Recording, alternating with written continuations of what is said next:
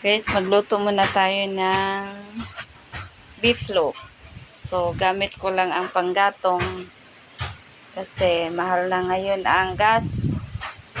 So, dito tayo sa panggatong kasi marami tayong kahoy sa paligid. So, gamitin naman natin yan.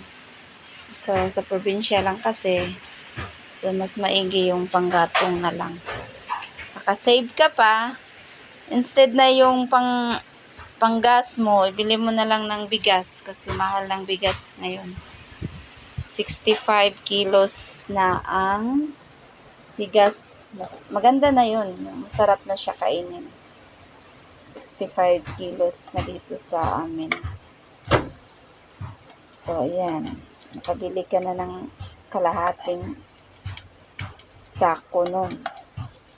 Pabili mo ng gas. Yan lang. Simpleng buhay. Okay.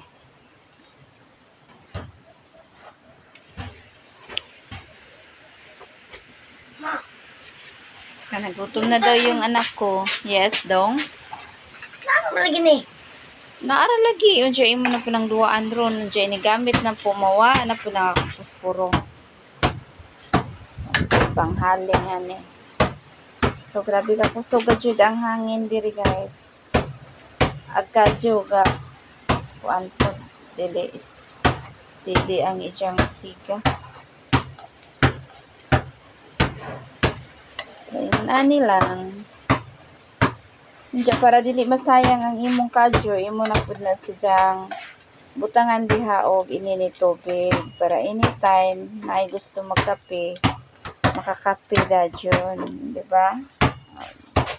Daghan na kang maluto ang sugnod. Anak, ayaw maguba ng atong pultahan. Ayaw lagi. Be, kay ko plato be. Luto na siya. Dali naman kung naluto. Basta ingon ani. Nga sugnod. Ang makarilit ani, kanana sa probinsya. Kay kami sa una, nagdako dyan may ingon ani. Ingon ani ramo life.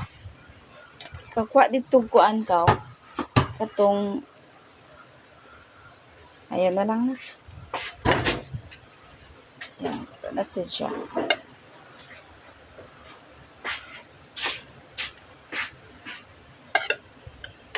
Salami po siya kanono kag sa kahoy gazud nimo siya iluto.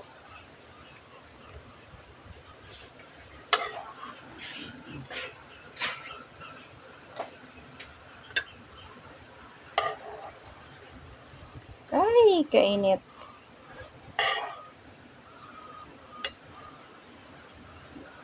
Ang lisod lang ani kaning manglimpyo ta sa atong kaldero kay pati imong kuko mangitom. Way uso-uso gloves dining dapita. Oh, dong, di ana. Suluto na. Di ana.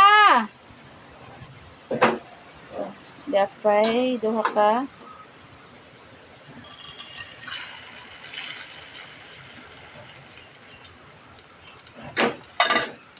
Dali na pagkaon na.